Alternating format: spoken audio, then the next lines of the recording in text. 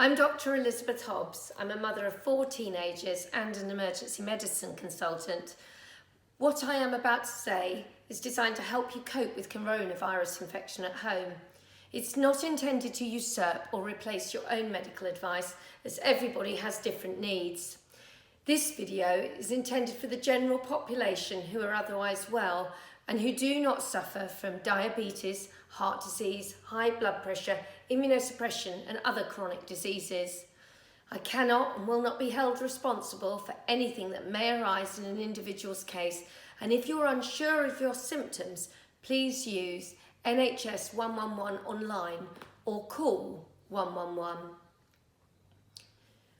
When you become ill with coronavirus infection, you may have a temperature of 37.8 or above, a continuous tickly cough, a sore throat and aches and pains all over the body.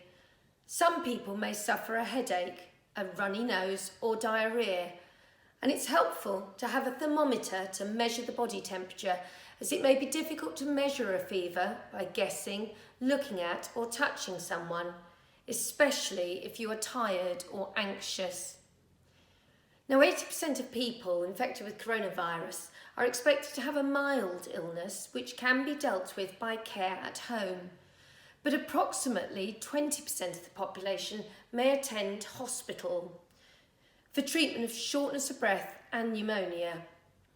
I hope that you will fall into the home group and recover well, and I want to concentrate on how you treat the early symptoms of the illness at home, because it may be that appropriate care in the early days of being unwell may help you get better without needing hospital admission.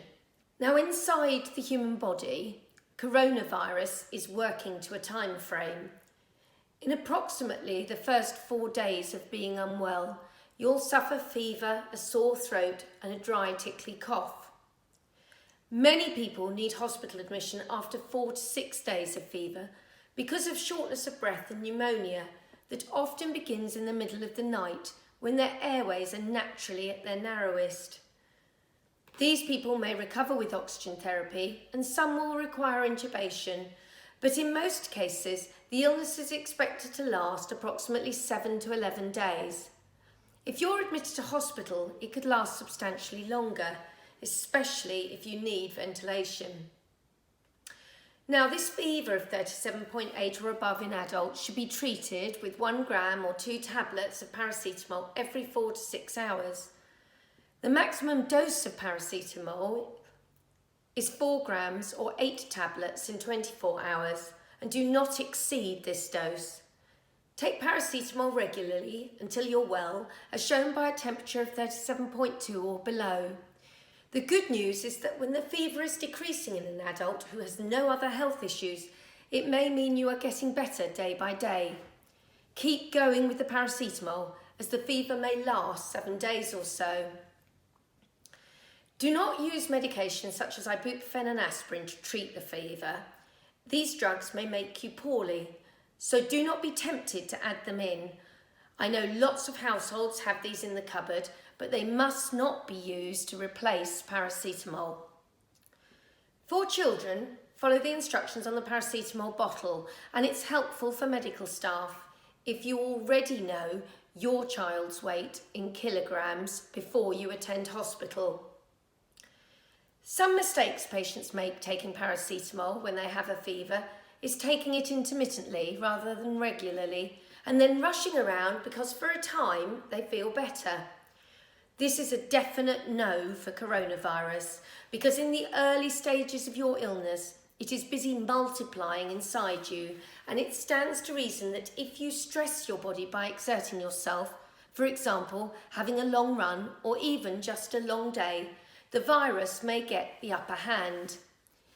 It is sensible to have plenty of sleep, afternoon rests with your feet up to hip height, and sometimes walking about the house. We are human beings designed to move, but don't overdo it. It won't help you in the long run. Respect the fact that there's a battle going on between your immune system and the virus, and you must be a good patient at this time. It's harder than you think, especially with the family around at home. Very simple measures such as running a lukewarm bath, not topping it up with hot water, and wetting the hair will help cool the body as the temperature of the bath water cools naturally with time. Never put someone in a cold bath, it just needs to be lukewarm. Some people retch if they're given tablets when they're very hot, and this is when a lukewarm bath is helpful because it will help reduce their fever so they're less likely to vomit. Fluids also help bring fevers down, and the fluid to drink is water. Some people will like to sip iced water, so have some ice cubes ready. You can tell how well someone is hydrated by looking at the colour of their urine. If it is dark and smelly like our morning urine is sometimes, then you need to drink more. But if there's lots of urine and it's pale coloured, then you've done well. When someone is feverish, they often have a headache, and fluids may help ease this. People with high temperatures will not want to eat big dinners. They may barely want to eat at all. And if you think they need some sugar, then a fizzy drink containing some ice may help. People who don't need to lose weight may benefit from a liquid food, such as Complan or soup. Now for the tickly cough. Do not underestimate the nuisance of this. It punches well above its weight and needs addressing. During the day, it may just be irritating, but at night time, it may stop you sleeping, and this is a bad thing, as all ill people need more sleep. Prop people up on pillows, take a teaspoon of honey, it's a natural remedy that's very effective, or use a throat lozenge and let it dissolve naturally. Some people benefit from throat sprays, whilst others favour liquid glycerol from the chemist. If you suffer from a blocked nose, a nasal decongestant in spray or tablet form is helpful, and it stops you feeling so wretched. If you have phlegm, which is difficult to cough up, then an expectorant medicine from the chemist will help loosen this. Phlegm is better out than in. It may help you assess how someone is doing by knowing their resting breathing rate in a minute when well. When they're not looking, count how many times they breathe in a minute. On a wall chart, write everybody's names in a column and then write day 1 to 14 across. Record the date when each person starts their fever as day 1, and the household members may fall ill sequentially, or it may be that everybody gets ill together. This may be a confusing, frightening time, and a written record of temperatures when paracetamol is given and will help you understand where everyone is in the timescale of the illness, and it may help you communicate with medical staff too. Something written down will keep you on track so doses, temperatures and breathing rates don't get confused between household members. There has never been a better time for a healthy diet.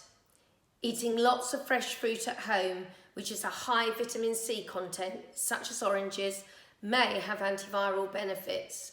This is not orange juice that's been open in the fridge for hours, as the vitamin C has long since oxidised and gone by then, but any actual fruit is a good thing. At this time of year, there's often not intense sunlight, and vitamin D is believed to boost the immune system. Remember, if the family is food raiding because they're all stuck at home bored, give them a glass of milk first before you hand out the crisps.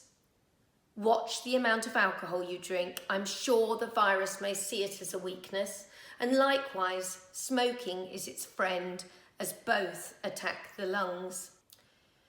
Coronavirus punches harder and longer than flu. It can cause a pneumonia that requires a hospital admission for shortness of breath, but even if you are getting better at home, there is a chance that a secondary bacterial infection could cause a chest infection. This may be spotted as green or yellow phlegm, which will require antibiotics, and if people are short of breath, it's time to seek medical advice urgently.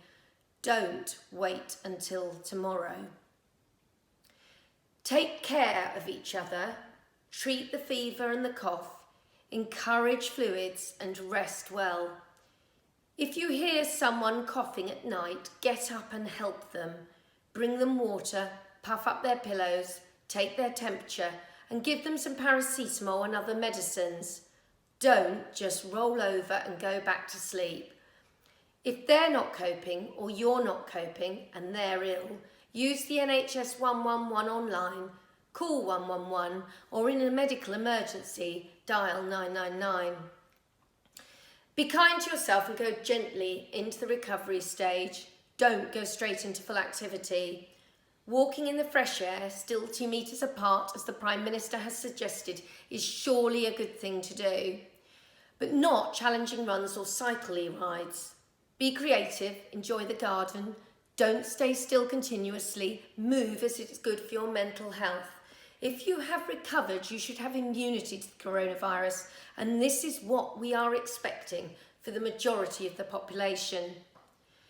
So remember, if you are struggling to cope at home with a fever of 37.8 and a cough, or just shortness of breath, use the NHS 111 online coronavirus service or call 111.